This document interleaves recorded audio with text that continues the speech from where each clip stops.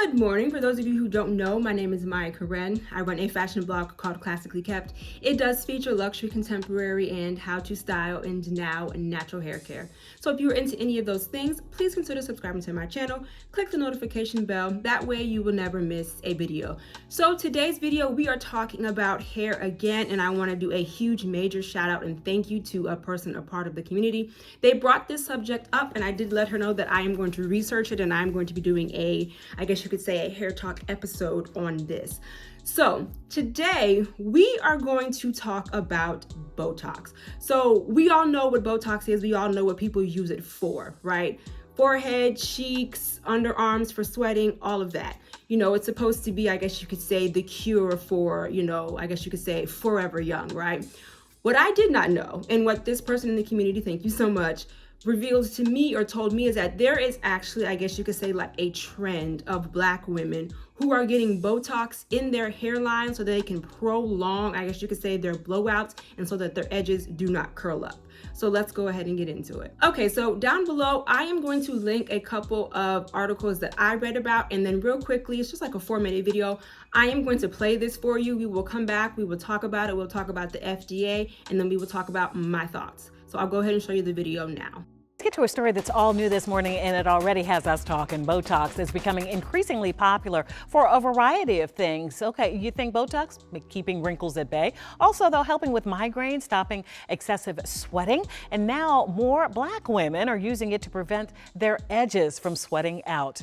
If you know, you know, thus making their hairstyles less even longer. So Randy Ayala talked with a dermatologist and a woman who has been getting the treatment for years. Randy, what did you find out? Good morning. Hey, good morning to you, Allison. Yeah, so hyperhidrosis is the technical term for excessive sweating, and we're talking about our edges here. So if you don't know, I'm going to help you out. It's the hair, kind of framing your face. So people have been getting Botox injected in areas where they sweat a lot for years. This is what doctors telling me. We're talking their hands, their feet, and their underarms, but now the latest trend is the hairline.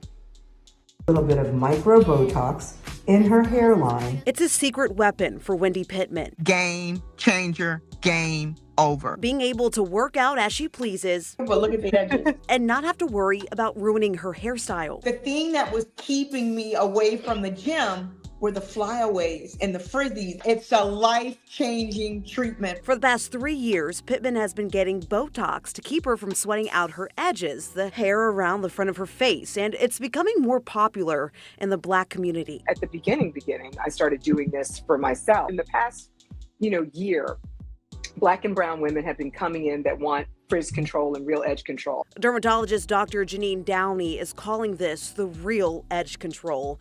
Small doses of Botox injected directly into the hairline. Micro Botox. So I do it depends on how big your head is. I unfortunately have a big head, but I do somewhere between 25 to 40 units. Here's the science behind it. The Botox reduces the amount of sweat and oil your sweat glands produce. Botox is already FDA approved for treating hyperhidrosis, aka excessive sweating in the underarm. Using the drug to extend your blowouts or for edge control is not, but people are getting the treatment done.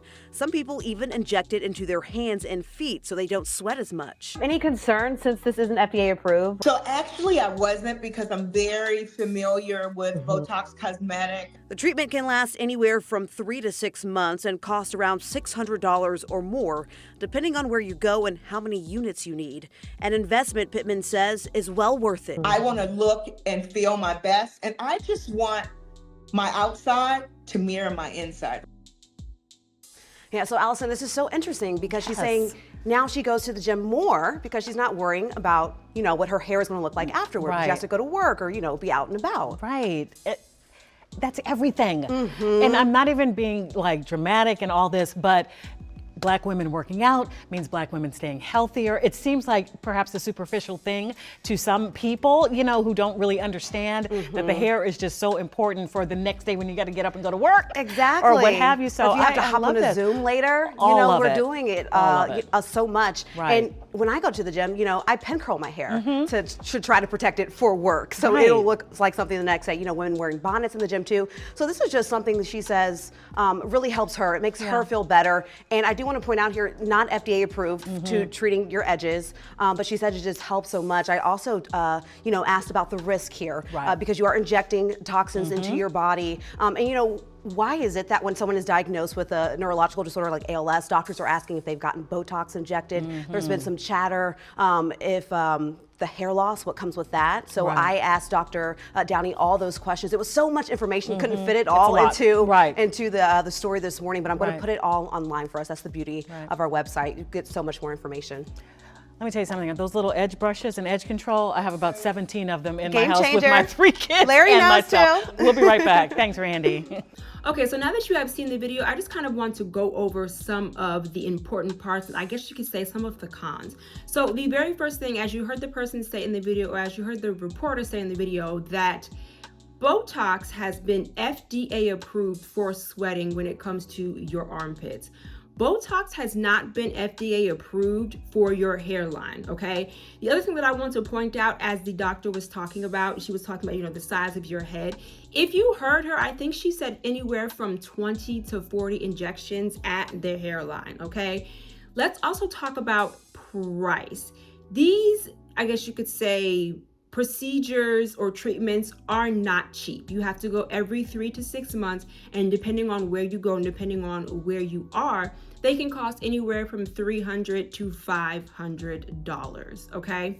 That is a lot of money for something, in my opinion, that you don't really need to do. The other one, which, this whole edges, slate edges, not having an edges is always going to be a topic of conversation in our community. But one of the side effects that a lot of women who have already done this procedure or who have continuously gotten it, they have realized or they have noticed that their hairline has actually begun to recede.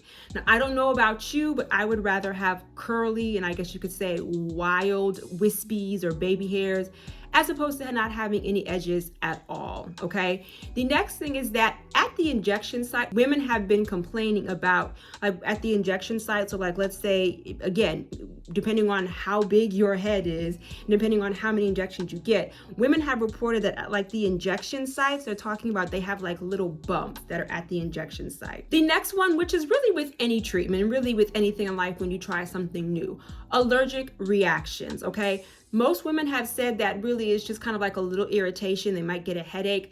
But again, doctors, because it is not FDA approved for your hairline, it's approved in your armpits for hyperhidrosis, which is excessive sweating, okay? Since it has not been FDA approved, doctors do not know whether or not there are going to be long-term effects. Okay, so now let's talk about beauty standard, right?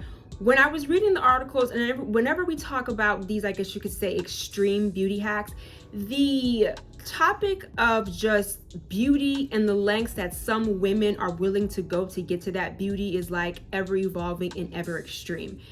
And to be completely honest, when I think of Botox, I think of I think of age and youth. I think of armpits because of the hyperhidrosis. I think of, the cheeks. I think of the forehead because people don't want the laugh lines. I think of right here.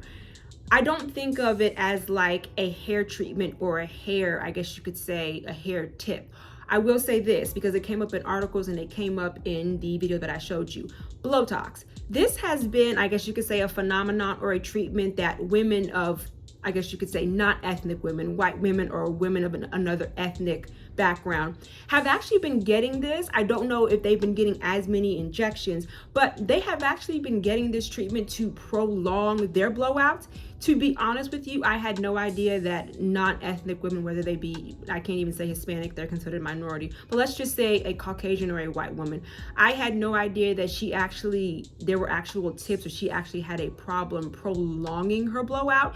So it's been around, but I guess you could say the uptick in Black women doing it solely for the purpose of their hairline, not necessarily receding, but their hairline not curling back up or having their own blowout prolonged.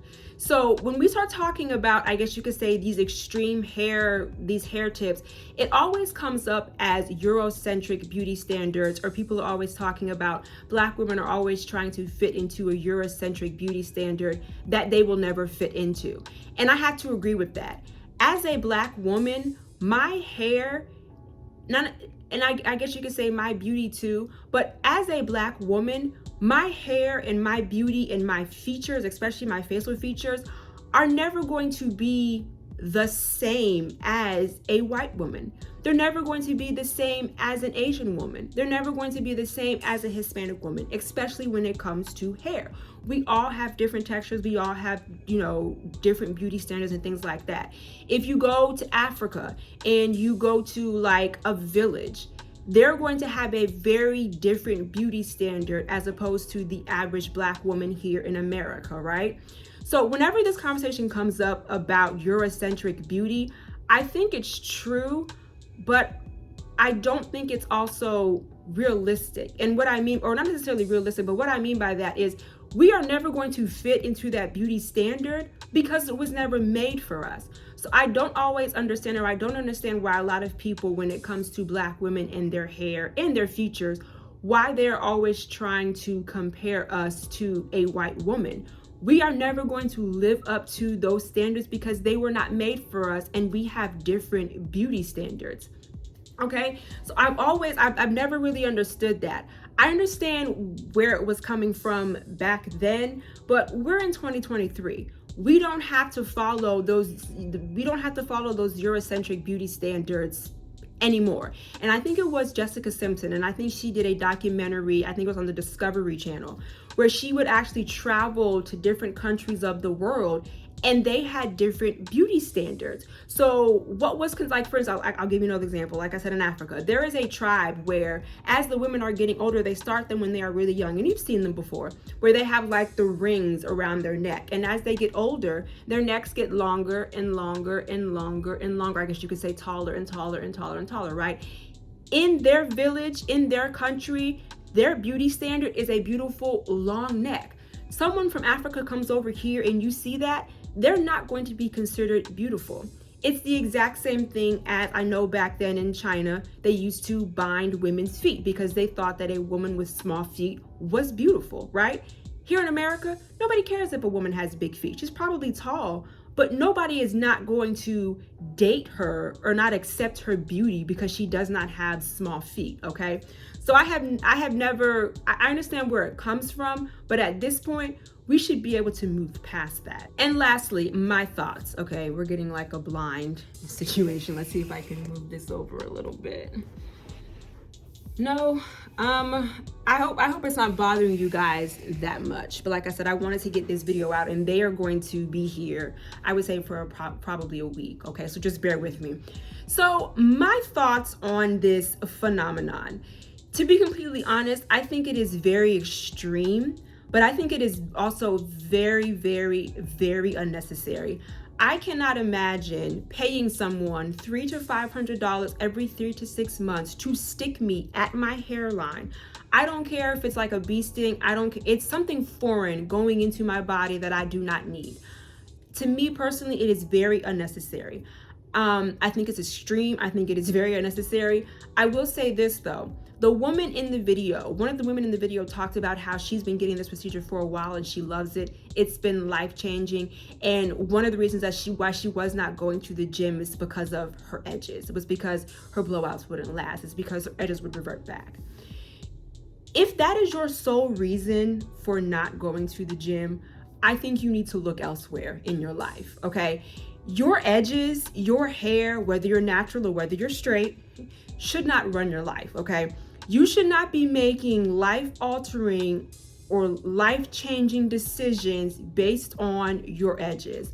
Let's see, mine right now, you can see right here, I have a couple of curly cues that are coming from out of my turban. Push those back. I have a little bit of gel on here. It's that Curls Blueberry Paste, which holds my edges and my curly cues very well. I don't know, my hair, especially my edges, do not run my life. A lot of women keep talking about how it's been life-changing. They can go to the gym, they can wake up and they can go to work. Again, I think it's a standard that Black women are trying to live up to. And to be completely honest, you will never live up to it. And I think that if a lot of Black women would acknowledge that, internalize it, and embrace it, I think that they would be much better off.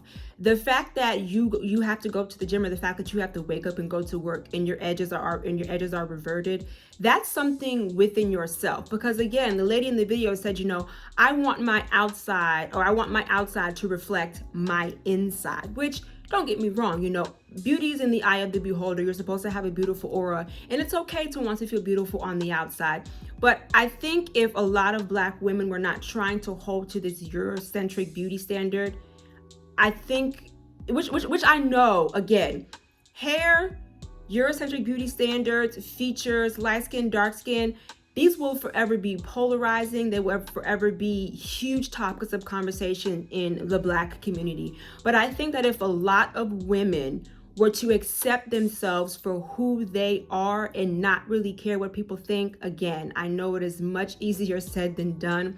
I think that they would actually see themselves as God intended them to be, which was a beautiful Black woman. And this is nothing against Asian women. This is nothing against Hispanic women. This is nothing against any other type of race of women. I'm talking about this solely for Black women because it is a trend and it is only gaining popularity. But those are my thoughts. I think it's unnecessary. I think it's expensive. And I think, like I said, there is nothing y'all know that I try to keep my hair as natural as possible. I try to keep my skin regimen as natural as possible. And as you guys have heard me say 100 times before, my mother raised me to feel beautiful in my skin, the color of my skin. Believe it or not, I was actually chocolate when I was little, and she taught me to love my hair, okay? I just think that if a lot of women were to just realize how beautiful they are just the way that they are, again, I know it's easier said than done. I know we have the pressures. I know a lot of times people will bring up Black men and how they don't like, Black women with natural hair. They prefer the weaves and the makeup and the straight hair and all of that. That's not the man for you. If you want to be natural, be natural. There is a man, a Black man, and even if it's a white boy or even if it's a Hispanic man, fine. But there is a lid to every pot, I promise you. Now I kind of feel like I'm getting ready to step on my soapbox, but it's the truth. If a lot of Black women were to just not care what, not everybody, but a majority of people, or society. If a lot of Black women would accept their beauty and not worry about what society thinks and just waits for their Prince Charming, their soulmate, their king, at this point, it could even be another queen. It doesn't matter. My point is that as a Black woman, you just need to accept your beauty. Again, I know easier said than done, and people will always make this comment, well, Maya, you're naturally beautiful and you have good hair. Thank you for the beautiful comment. Number 2, there's no such thing as good hair. You just have to learn how to take care of it. But like I said, I feel like I'm getting ready to hop on my soapbox. I will leave this video here. Let me know in the comments what you think. Let me know in the comments if you have actually gotten this procedure and if it has actually been life-changing. I just want to remind you that here on YouTube, I do upload videos every Wednesday and Sunday. And of course, right here, I'll put my Instagram handle. I don't know whether or not Sunday's video will be in here. More than likely it will. If it is, like I said, just bear with me. I will see y'all later. Bye.